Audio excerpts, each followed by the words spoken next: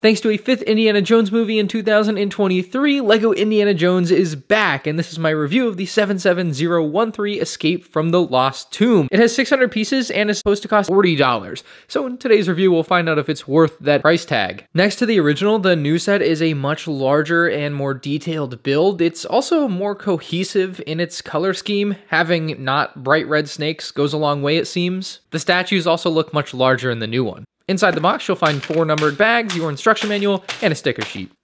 The set includes 4 minifigures with Marion, Indiana Jones, Sala, and a mummy. The first minifigure here is Indiana Jones. They have added the satchel onto this one because that's what we see in this particular scene. I think it looks really good with the satchel. It hangs just low enough so that you still get good articulation in the arm. You don't get the full articulation in the arm. You can't put it all the way down. That's about where it stops there, but it still has the articulation, which is nice, and we still are getting that dual molded hair and hat piece, which looks awesome too. And just in case you didn't watch that fighter plane chase review, there's the second face. The Marion Redwood minifigure is fantastic. Her accessory is a torch, and she has dual molded legs. So we have white on the top and tan on the bottom. And then there's a little bit of tan printed above the dual mold line to make it look a little bit of a less rigid thing there. But as we turn the figure to the side, you'll see that sharp cut for where the white and the tan end. But yeah, she looks fantastic. She's got a nice flowing hairpiece, and I know I don't have my minifigure spinner, so I have to use my hands, but there's the back of the character. And with the hairpiece removed, you'll see a very scared expression representing her when she runs into the mummies. Speaking of, you get 1 mummy in this set, and I think it does a good job at representing what it's supposed to represent. Sala is our final character here, and I think they did a really good job with him. Outside of maybe wanting a leg print, I don't think there's much else I would want to see from this figure. It just feels a little under detailed without a leg print. 4 minifigs is fair for $80. I've definitely seen worse, and the quality on these ones is fantastic in my eyes. The build for this is really, really good looking. Now, it can make a good display set, but there's a few things about this that make it scream playset first, and that the display aspect of it is nice, but like, you could have been nicer. This is what I'm getting at. The first thing that I would have done if I was trying to make it more display friendly is I wouldn't have used gray clips for the snakes. I think it makes it look a lot less sandy and just weird. Like, they use gray clips, why not use tan clips? That's my complaint there. You know, not a big thing. Obviously not something that would matter to kids, but for adult collectors that might be watching this video, it might matter to you. So keep that in mind there. But yeah, the snakes on the ground do look really good. It's a dense enough population of snakes, although certainly in the movie, it was much denser, and you can add your own snakes if you want to do that. I do like the dwindling flames at the feet of the archway there. That does look pretty cool with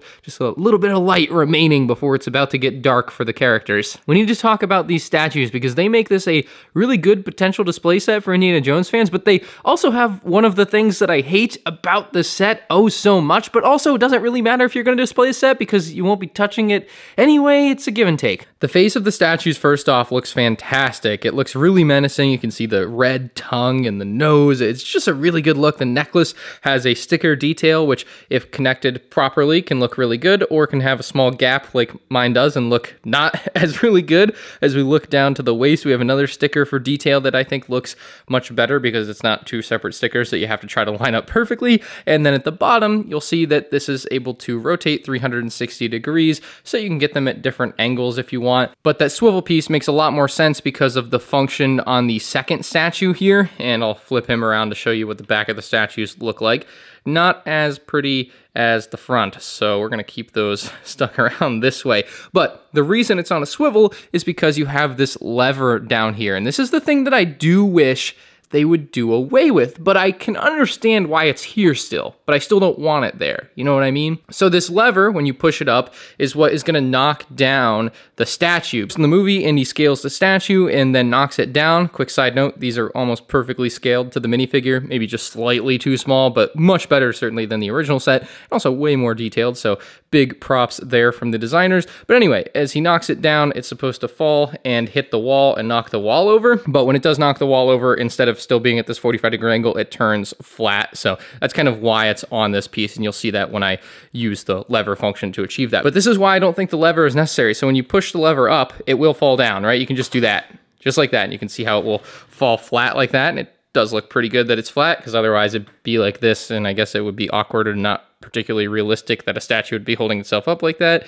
It probably crumpled and fell, right? So that's how they had it. But my use with this, what I've noticed is the second you touch these statues, they're ready to fall. Like I guess Indy's probably weighing it down a little bit there. Like they're ready to go. Like they want to fall down the second you touch them. And so I find the lever to be redundant and unnecessary, and it's something that doesn't look particularly pretty anyway. Like everything's just popping out down here, when if anything it should just be hidden within the stand, and it's not. So I think they did a poor job disguising the play feature, but here's my understanding. Here's why I think it's the bad way that it is. The answer may shock you, and I think it's because kids are dumb. I just think that LEGO thinks you have to make the play function so clear and obvious that it just detracts from the look of the set. Like otherwise they might not think it's a play feature, and they might think it's a flaw with the set, but no, it's actually a play feature and it's supposed to fall down. It's a good play feature. I just don't like the way it looks. The other thing I would have done too is add like a stud on top here, because the second you go to pick this set up, it falls down every time. I think I've gotten my point across on that, but on the back side here, you'll see a piece of rubber, and this is actually to dampen the fall on the wall that falls. So when the statue hits it and it falls, it just kind of dampens the fall, so it's not like gonna destroy your table, which is nice. Having broke through that back wall, you can have your characters walk through like Marion here, and then when she gets about here, you can have the mummy fall down into her face. I am having a hard time like getting this. I guess if you had her stand here, it can be in her face. Like there's not really a whole lot to like get her to stand in a spot where the mummy would actually be right in her face, unless you put her on the green here, which I guess maybe is what you're supposed to do, but then the mummy can't really fall down all the way. I don't know, it's a bit weird of a feature, but it's cool that it's there, and I think it's something that would be fun for kids, and it's an additional thing for the value. Like it's not a bad thing, it's just a little funky to work around. There is also a nice sticker detail underneath the area where the mummy is kept. The final section on the back is the snake dispenser, and it's another thing much like the statue that is easy to fall out when you go to move the set at all. Like this thing is not held in there by anything, but it is pretty cool that you can just drop it down and a snake will fall into the tomb. Here it is from the other angle. You have one of the snakes coming out of the wall that Indy notices, and then yeah, the snake can literally just fall into the pit. It's pretty cool. And that brings us to the final area of this playset, the Ark of the Covenant and the hieroglyphs on the wall. The big archway here has some artwork, and this is another thing where you have to be careful with your stickers. I know they make a 2x6 tile, so I'm not sure why they didn't use a 2x6 tile here and then one sticker piece. They use a 2x4 tile and a 2x2 tile. This is just classic LEGO not making sense, honestly, here to me. They have the piece. They literally used it for the mummy piece back here, but they didn't use it for that. It doesn't make any sense to me why they use two separate pieces and then you end up with split stickers that you have to like perfectly line up and take your time with. So another downside to this set, I suppose, on a pretty small scale, but a downside nonetheless. But that's where the downsides stop, because R2-D2 and C-3PO have made an appearance again in a LEGO Indiana Jones set. It looks really cool there. I'm a huge fan of them having this detail from the movie there. It's actually in Indiana Jones, so it's nice to see them bring it into the set. It's kind of expected, but it's nice, and I love it, and obviously as a big Star Wars fan, it's cool to see that nod there. Then we have the Ark of the Covenant hidden within, and if we pull it out, you'll see there's really nothing special to it. They use the gold LEGO colors, but then they don't go all the way. They use yellow for like the middle, and that's kind of lame to me. Just use gold all the way. But yeah, it doesn't do anything. It just, this is it. It's this brick made of these pieces, and it looks decently good. Then there's even more art on the wall, including a couple of those scary yellow eyes peering through the darkness. But we also have some other nods. I believe this is a Space Police nod, obviously not in the Indiana Jones movie, unlike R2-D2 and C-3PO. And this is a Bionicle nod here. So a couple of nice pieces on the art there that LEGO is able to include. Definitely something that many people would never notice, especially kids. They'll just never figure out that that's supposed to be a nod to something.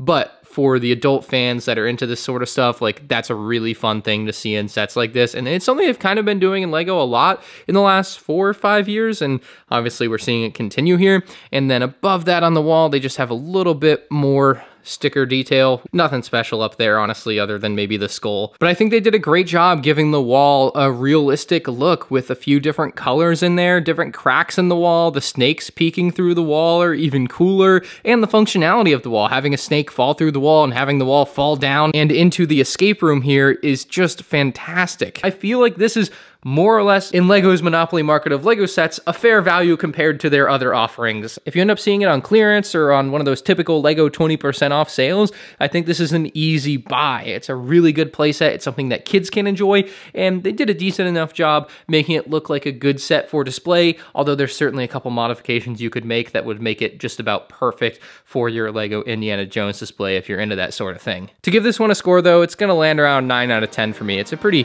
smashing LEGO set.